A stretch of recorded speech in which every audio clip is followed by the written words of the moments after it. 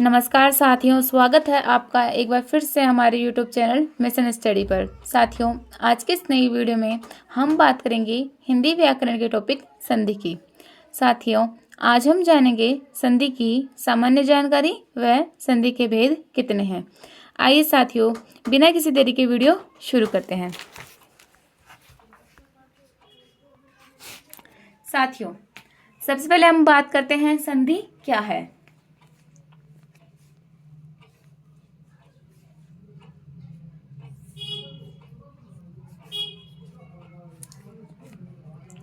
संधि हिंदी व्याकरण का एक महत्वपूर्ण हिस्सा है। जैसे कि हमने बताया कि हम आज संधि जो है हिंदी व्याकरण के टॉपिक के बारे में पढ़ेंगे, तो यह एक महत्वपूर्ण हिस्सा है जिसमें दो या दो से अधिक ध्वनियों का मिलन होता है। इसमें क्या होता है, संधि में ध्वनियाँ जो है मिलती हैं तब जाकर इनका मिलन होता है। यह एक ध्वनि अ और यह ई, यह दो ध्वनियाँ मिलकर ही एक नई ध्वनि का निर्माण करती हैं। यह हमें संधि में बताया गया है। आगे देखते हैं।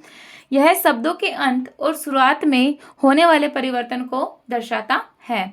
संधि क्या करता है कि वह ध्वनियों को भी मिलाता है और शब्दों के अंत और शुरुआत में होने वाले परिवर्तन को भी यह दर्शाता है। आगे देखते हैं। संधि के कारण शब्दों का उच्चारण और अर्थ बदल सकते हैं। संधि का उपयोग भाषा को अधिक सहज और प्रवाहपूर्ण बनाने के लिए किया जाता है। संधि मुख्य रूप से 3 प्रकार की होती है। जैसे कि हमने बताया, संधि के बारे में यह बताया गया है कि दो वर्णों का परस्पर मिलन ही संधि कहलाता है। और संधि क्या करती है, परस्पर जो है मिलान करती है। संधि यानी कि उनकी संधि हो गई, हम जैसे कहते हैं वो संधि हुई, तो दो जनों का मिलन हुआ, यानी दो शब्दों का मिलन हुआ बताया जाता है। तो संधि जो है शब्दों के अंत और शुरुआत में होने के परिवर्तनों के कारण यह क्या है, यह तो दर्शाता है। और संधि के कारण शब्दों का उच्चारण, अर्थ भी बदल जाते हैं। आगे देखते हैं कि संधि कितने प्रकार की है।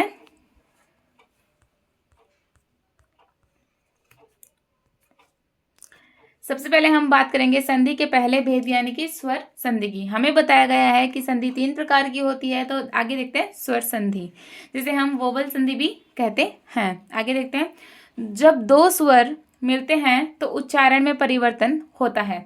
उदाहरण के लिए राम धन इति अर्थात रामिति, आग धन आ आगा, स्वर का मेल। अब जैसे कि इसमें वोवल्स की बात की गई है, तो हमारे हिंदी में कुल 11 वोवल्स बताए गए हैं, 11 स्वर बताए गए हैं। 11 स्वर की यदि हम बात करें तो उनमें जैसे कि ए, आ, छोटा ई, बड़ा ई, छोटा ऊ, बड़ा ऊ, छोटा रीसी, छोटा ए, बड़ा ए, छोटा ओ, बड़ा ओ, और आगे लिख देते हैं अन ए। ये हमें 11 स्वर बताए गए हैं। यह थी स्वर के बारे में हमने बता दिया कि हमारे पास कुल 11 स्वर हैं। अब इसमें क्या बताया गया है वो हम देखते हैं। जैसे कि इसमें बताया गया जब दो स्वर में हमने 11 स्वर आपको बता दिए। कुल स्वर कितने हैं हिंदी में? 11 स्वर हैं। और इंग्लिश में 5 स्वर हैं, जैसे कि ए, ई, आई, ओ, यू। ये 5 स्वर इंग्लिश में हैं। स्वर जैसे कि राम, राम में क्या बोला जा रहा है? राम धन इति, ए और ई का मिलन। ए और ई मिलकर क्या बनाते हैं? रामिति। राम में ई की मात्रा जुड़ गई, इसलिए रामिति बन गया। और दूसरा इसने दिया है आग धन आ, आगा। इसमें आग में ये ए की मात्रा जुड़ गई, इसलिए यह बन गया आगा। आगे देखते हैं व्यंजन संधि। व्यंजन संधि जिसे कंसोनेंट संधि भी कहा जाता है। हिंदी में इनकी संख्या 33 बताई गई है। हिंदी में इनकी संख्या कितनी बताई गई है? हिंदी में इनकी संख्या 33 बताई गई है। इंग्लिश में कंसोनेंट वर्ड्स होते हैं वह 21 हैं। और संस्कृत में भी इनकी संख्या वैसे तो 33 बताई गई है, और बाद में इनमें और शब्द भी जोड़ दिए गए हैं, और वर्ण भी इसमें जोड़ दिए गए हैं। आगे इनमें हम प्लस माइनस कर सकते हैं। कुल 53 स्वर व्यंजन मिलकर बनते हैं। कुल 53 स्वर व्यंजन हैं। वर्तमान में आपको कुल 53 स्वर व्यंजन संस्कृत और हिंदी में देखने को मिल जाएंगे। व्यंजन संधि के बारे में पढ़ते हैं।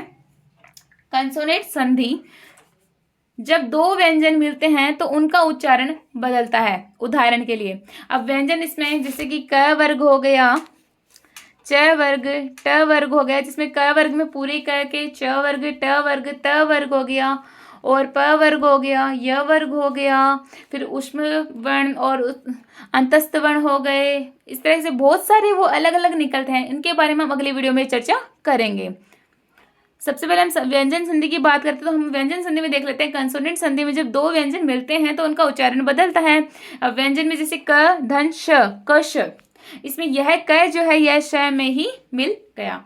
आगे व्यंजन संधि में प वर्ग की हम बात करें तो प और श, यह प भी इसी में मिल गया। किसी व्यंजन का रूप बदलना, व्यंजन संधि। अब हम बात करेंगे तीसरी संधि की, तीसरे भेद की, विशेष संधि, जिसे विसर्ग संधि भी कहते हैं। विसर्ग संधि के बारे में बात करें। विशेष संधि, विसर्ग संधि में, विशेष संधि में अक्षर शब्दों के बीच में यह विसर्ग का प्रयोग होता है। अब विशेष संधि का नाम विसर्ग भी कहा जाता है, विस्तृत संधि के नाम से बोल सकते हैं, लेकिन इसका जो शुद्ध रूप है, शुद्ध नाम इसका विशेष संधि ही है। इसमें क्या बताया गया है विशेष संधि में कि अक्षर शब्दों के बीच में अगर हमें विसर्ग प्राप्त हो जाता है तो हम उनसे पहचान सकते हैं कि इसमें विसर्ग संधि है। ओके, आप देखते हैं जैसे कि उदाहरण के लिए राम धन वसात, राम विसर्ग वसात, हमने यहाँ पर धन, राम धन वसात, राम विसर्ग धन वसात, इस प्लस को हम धन बोलेंगे। राम प्लस वसात ऐसे भी बोल सकते हैं, लेकिन हम शुद्ध हिंदी उच्चारण करेंगे राम विसर्ग धन वसात। इसका क्या रूप बनेगा? राम वसात। इसमें अ और व का, इसमें अ विसर्ग के साथ व जुड़ा है, इसलिए इसका रूप बनेगा राम वसात। इसमें क्या है? मैं और व, ये क्या, ये आपस में विसर्ग को हटाकर इनका एक ही रूप बन गया। आगे देखते हैं राम धन वसात। संधि के नियम को समझने से हमें हिंदी में शब्दों के सही रूप और उच्चारण का ज्ञान मिलता है। यह भारतीय भाषाओं में प्रसिद्ध एक सांस्कृतिक और भाषाई धरोहर है, जो भाषा को संक्षिप्त और अधिक प्रभावपूर्ण बनाती है।